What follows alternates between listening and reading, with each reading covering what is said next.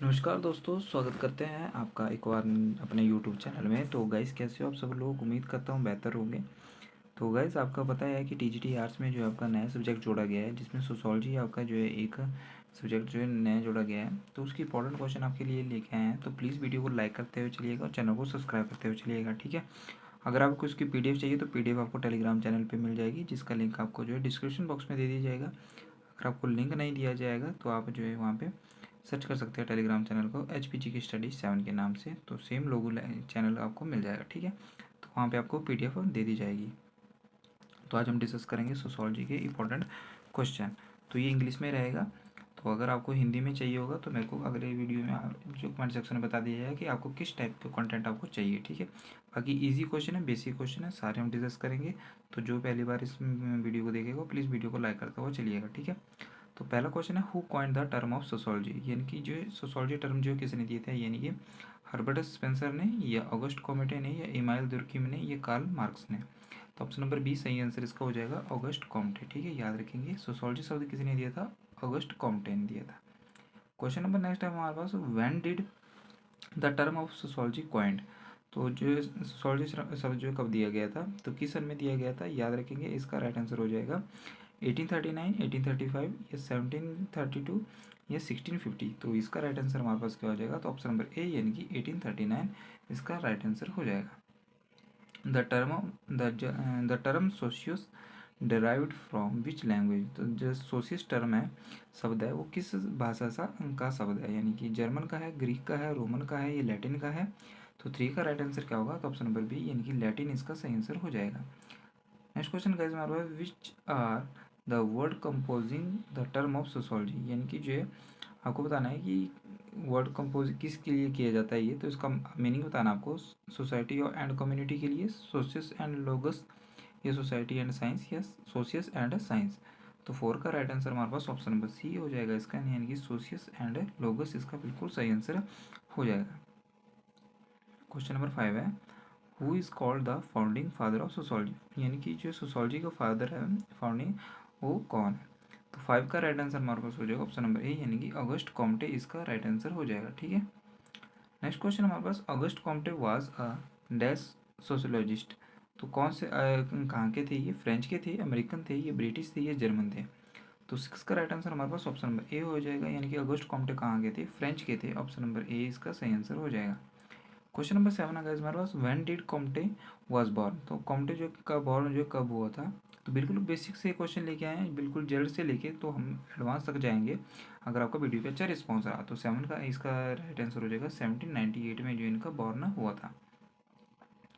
तो कॉम्टे का बॉर्न कहाँ पे हुआ था? Where was Comte born. तो 8 का राइट आंसर हमारे पास क्या हो जाएगा? तो ये मॉन्ट पिलर इसका सही आंसर हो जाएगा, ठीक है। क्वेश्चन नंबर 9 आएगा हमारे पास जो है, what is the meaning of the term socius in the word sociology. तो सोशियोलॉजी के अनुसार जो है सोशियस का मीनिंग क्या होता है? कंपेनियन होता है, हर्ड होता है, कलेक्शन होता है, या कंसेंसस होता है। तो राइट आंसर इसका क्या हो जाएगा 9 का? तो ऑप्शन नंबर ए कंपेनियन इसका सही आंसर हो जाएगा, ठीक है। याद रखेंगे। नेक्स्ट क्वेश्चन का हमारे पास the term logos derived from which language. तो जो टर्म है लोगस जो है वो किस भाषा का शब्द है? अमेरिकन, ग्रीक, रोमन, या लैटिन। तो अभी मैंने आपको बताया था, ये रोमन का शब्द है, ऑप्शन सॉरी ग्रीक का शब्द है। ऑप्शन नंबर सी सही आंसर इसका हो जाएगा, ठीक है। 10 का राइट आंसर हमारे पास ऑप्शन नंबर सी होगा, ग्रीक का शब्द है ये। What is the meaning of लोगस in the term of sociology. Sociology के मीनिंग से देखा जाए तो लोगस का क्या अर्थ है? साइंस एंड स्टडी है, सोसाइटी है, सोशल है, कंपेनियन है। तो 11 का राइट आंसर हमारे पास ऑप्शन नंबर ए हो जाएगा, साइंस एंड स्टडी इसका राइट आंसर हो जाएगा, ठीक है। Which among the following is the youngest science. तो आपको बताना है कि कौन सी जो है यंगेस्ट साइंस है? हिस्ट्री है, सोशोलॉजी है, ज्योग्राफी है, ये फिलोसफी है। तो टैरो का right answer option number C सही आंसर हो जाएगा। सोशोलॉजी जो है आपकी यंगेस्ट साइंस के रूप में जानी जाती है, ठीक है। नेक्स्ट क्वेश्चन है question number 13, what is the intended by norm. तो जो नॉर्म है उसका इंटेंट क्या है? तो आपको बताना है, स्पेसिफिक गाइड टू एक्शन, या डिसिप्लिन है, या डेविएंस है, या फ्रेमवर्क है। तो 13 का राइट आंसर हमारे पास ऑप्शन नंबर ए हो जाएगा, स्पेसिफिक गाइड टू एक्शन इसका सही आंसर है, ठीक है। नेक्स्ट क्वेश्चन हमारे पास, which are suitable factors enforce the norms. तो इसका क्या आंसर होगा? पॉजिटिव एंड नेगेटिव सेक्शन होगा, पनिशमेंट एंड अरेस्ट होगा, ये रिलीजन एंड कास्ट होगा, या री एनफोर्समेंट एंड रिकॉग्निशन होगा। तो 14 का राइट आंसर हमारे पास क्या हो जाएगा, तो ऑप्शन नंबर ए यानी कि पॉजिटिव एंड नेगेटिव सेक्शन इसका सही आंसर हो जाएगा। क्वेश्चन नंबर 15 का हमारे पास, who define sociology as the science of social phenomena subject to natural and invariable law. तो 15 का राइट आंसर हमारे पास क्या हो जाएगा, तो इसका राइट आंसर हो जाएगा यानी कि option number D Comte. Comte ने जो ये बताया था, ये डिफाइन किया था, ठीक है। तो Emmanuel Durkheim was a dash socialist. तो इमानुएल दुर्खिम जो कहाँ के हैं, फ्रेंच के हैं, जर्मन के हैं, अमेरिकन के हैं, ये ब्रिटिश के हैं।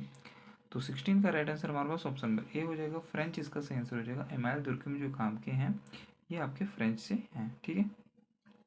क्वेश्चन नंबर 17 है, who defines sociology as the science of social institution. तो ये किसने बताया था, तो ये डिफाइन किया था कोले ने या फोकॉल्ट ने या दुर्खीम ने या वेबर ने। तो सही आंसर 17 का right answer option number B सही आंसर हो जाएगा, दुर्खीम इसका सही आंसर हो जाएगा, ठीक है। Emmanuel Durkheim, where was the Emmanuel Durkheim born. Emmanuel Durkheim जो कहाँ के रहने वाले हैं, तो कहाँ के जन्म हुआ इनका, तो 18 का राइट आंसर हमारे पास क्या हो जाएगा, तो 18 का राइट आंसर होगा एपिनल। याद रखेंगे एपिनल का इनका इमानुएल दुर्खिम का जन्म हुआ है। इमानुएल दुर्खिम जो कब जन्मे थे, 1520 में या 1850 में या 1858 में या 1700 में। तो 19 का राइट आंसर हमारे पास ऑप्शन नंबर बी हो जाएगा, यानी कि जो 1858 में इनका जन्म हुआ था। क्वेश्चन नंबर 20 है, max weber was a dash socialist. तो ब्रिटिश थे या हंगरीन थे या अमेरिकन थे या जर्मन थे। तो मैक्स वेबर कहाँ के थे, तो आपको बताना है। तो 20 का right answer option number D हो जाएगा हमारे पास, जर्मन के थे, ऑप्शन नंबर डी सही आंसर हो जाएगा। Where was Weber born. तो वेबर का जन्म जो कहाँ पे हुआ था, तो इरफ्रुट में है या पेरिस में या पोइट्रीज में या एल्बर में। तो 21 का राइट आंसर हमारे पास ऑप्शन नंबर ए इसका सही आंसर हो जाएगा, इरफ्रुट में, ठीक है। Who among the following is classical socialist. तो आपको बताना है क्लासिकल सोशलिस्ट के नाम से जो है कौन जाना जाता है। तो फोकॉल्ट एंड डेरिडा या मेर्टन एंड कार्ल मैनहिम या कॉमेटे एंड दुर्खीम या मॉरिस एंड होबस। तो 22 का राइट आंसर हमारे पास क्या हो जाएगा, ऑप्शन नंबर सी इसका सही आंसर हो जाएगा, कॉमेट एंड दुर्खीम जो है आपका, ये आपके क्लासिकल सोशलिस्ट के नाम से जाने जाते हैं, ठीक है। Who is the author of book the social order in introduction to sociology. ये किसके द्वारा लिखी गई है, ठीक है, the social order and introduction to sociology. तो ये लिखी गई है। 23 का राइट आंसर हमारे पास ऑप्शन नंबर ए सही आंसर इसका हो जाएगा, रॉबर्ट विसरडेट ने ये लिखी हुई है, ठीक है। क्वेश्चन नंबर 24 है हमारे पास, rationalism in a school of thought based on. तो आपको बताना है 24 का राइट आंसर क्या होगा, एक्सपीरियंस होगा, थॉट होगा, वर्ड्स होगा, ये रीजन होगा। तो 24 का राइट आंसर हमारे पास ऑप्शन नंबर डी सही आंसर इसका हो जाएगा, रीजन, ठीक है। तो rationalism is a school of thought based on reason, ठीक है। नेक्स्ट क्वेश्चन है हमारे पास question number 25, empiricism is a school of thought based on. तो एप्रिसिज्म जो है किस थॉट पे प्रोसेस करता है ये, तो थ्योरी पे, रीजन पे, एक्सपीरियंस पे या थॉट पे। तो 25 का राइट आंसर हमारे पास क्या हो जाएगा, ऑप्शन नंबर सी, एक्सपीरियंस पे ये बेस्ड होता है, ठीक है। George Simmel's is a dash sociologist. तो ये कहाँ के थे जॉर्ज सिमिल, तो ये 26 का राइट आंसर हमारे पास ऑप्शन नंबर डी सही आंसर इसको हो जाएगा, ये एक जर्मन थे, ठीक है। Who was the main advocator of from formalistic school. तो इसका राइट आंसर क्या होगा 27 का, तो इसका होगा सीमल, ठीक है, ऑप्शन नंबर ए इसका सही आंसर होगा, साइमल इसका सही आंसर होगा। क्वेश्चन नंबर 28 है हमारे पास, what is the main conceptualization of formalistic school about sociology. तो उसका सही आंसर क्या होगा 28 का। तो 28 का राइट आंसर हमारे पास ऑप्शन नंबर सी हो जाएगा, प्योर एंड इंडिपेंडेंट साइंस इसका सही आंसर हो जाएगा, ठीक है। Dash are the important sociologist belong to formalistic school of sociology.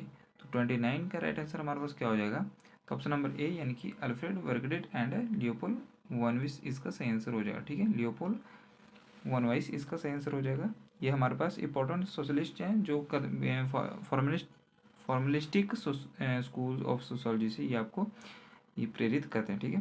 Question number 30 है हमारे पास जो, who was the proponent of the terms Gemeinschaft and Gesellschaft in social science.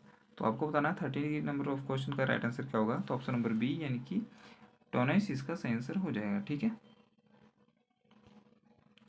Question number 31 है guys हमारे पास जो, from which language the term of Gemeinschaft derived. तो कौन सी टर्म इन्होंने ड्राइव की थी, तो जर्मन कहाँ, ठीक है, तो कौन सी लैंग्वेज, तो जर्मन, स्पेनिश, लैटिन या ग्रीक। तो 31 का right answer option number A हो जाएगा जर्मन। आपको बताना है कि from which language the term German derived. तो 32 का राइट आंसर हमारे पास क्या हो जाएगा, सी, यानी कि लैटिन। ठीक है,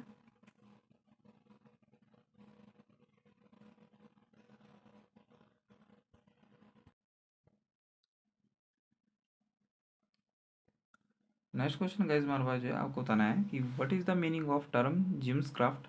तो 33 का राइट आंसर हमारे पास क्या हो जाएगा, तो ऑप्शन नंबर ए यानी कि कम्युनिटी इसका राइट आंसर हो जाएगा। What is the meaning of the term of Gesellschaft in social science. तो इसका सही आंसर क्या होगा, तो 34 का right answer option number B सही आंसर इसका हो जाएगा सोसाइटी।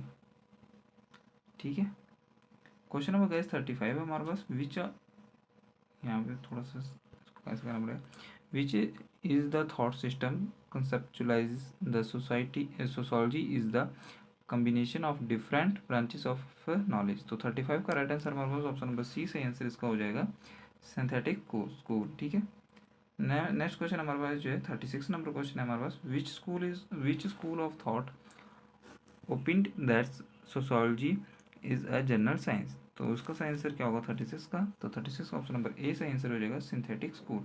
ठीक है, क्वेश्चन नंबर 37 है, who was the prominent thinker belong to synthetic school of thoughts.